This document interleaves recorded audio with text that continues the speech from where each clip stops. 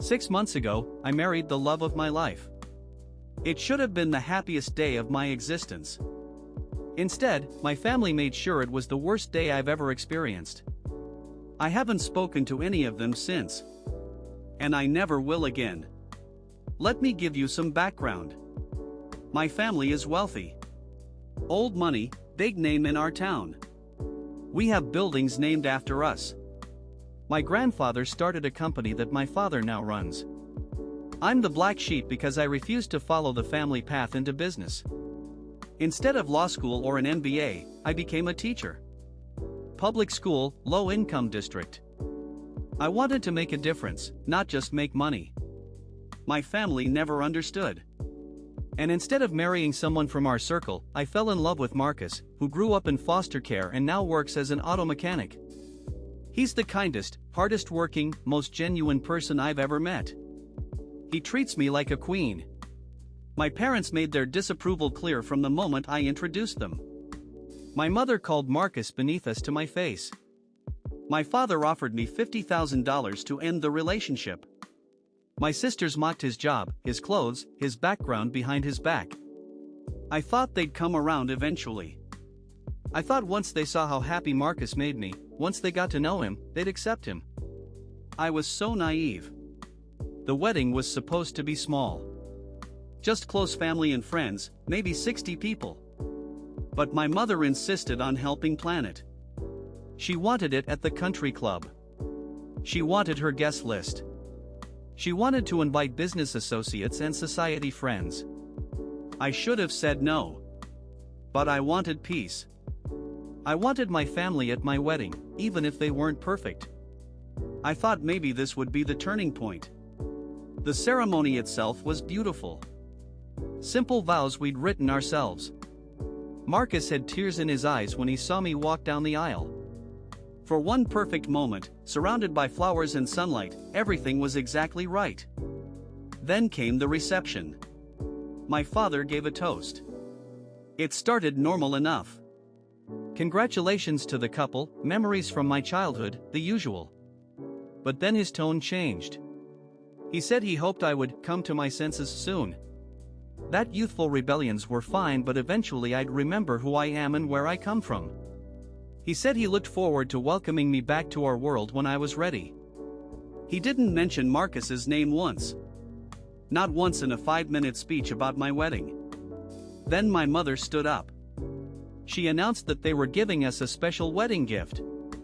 A job for Marcus at my father's company. I thought maybe they were offering him something decent. A fresh start. A gesture of acceptance. It was a maintenance position.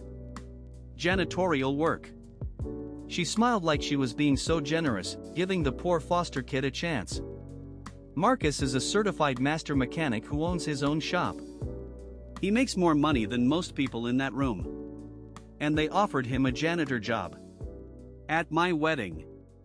In front of 200 people. The room went quiet. Marcus squeezed my hand. I could see him trying to stay calm, trying not to make a scene on our wedding day. But my family wasn't done. My oldest sister grabbed the microphone. She said she had a funny story to share about Marcus. Then she told everyone about his background. The foster homes. The rough neighborhood. The time he got arrested as a teenager for something that was later dismissed. Made it sound like she was roasting him, but really she was just humiliating him. People were laughing. My family was laughing. At my husband. At my wedding. Marcus stood up and walked out. Didn't say a word. Just walked out of the reception, through the lobby, into the parking lot. I followed him. I found him leaning against his car. This strong man who never cries, who survived things I can't imagine, was sobbing. He apologized to me. Said he'd embarrassed me. Said maybe my family was right about him. That broke something in me. I went back inside. I walked straight to the head table. I took the microphone from my sister's hand. And I said exactly what I thought of every single one of them. I told my father he was a snob who measured people's worth by their bank accounts. I told my mother she was a narcissist who'd never once put my happiness above her image.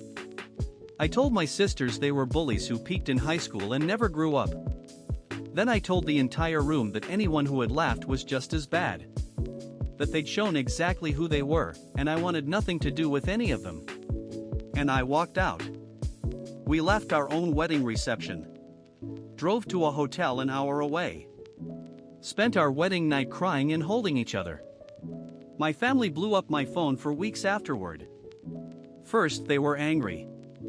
I'd humiliated them. I'd ruined the family name. Then they were apologetic. They didn't mean it. They went too far. Can we talk about this? Not one of them apologized to Marcus. Not a single one. I haven't responded to any of them. Not my parents, not my sisters, not my aunts or uncles or cousins. 6 months of complete silence. It's been the most peaceful 6 months of my life. Marcus and I are happy. We have our own place, our own friends, our own family now. Just the two of us and maybe kids someday. People ask if I miss them. If I regret cutting them off. If I'll ever change my mind. No. No. And no. Family isn't just blood. Family is people who love and support you. People who lift you up instead of tearing you down. People who see your partner and feel happy because you're happy. My biological family tried to destroy my marriage at my own wedding. They tried to humiliate the man I love in front of everyone. That's not family. That's just people I happen to share DNA with. I found my real family. It's Marcus. And that's more than enough.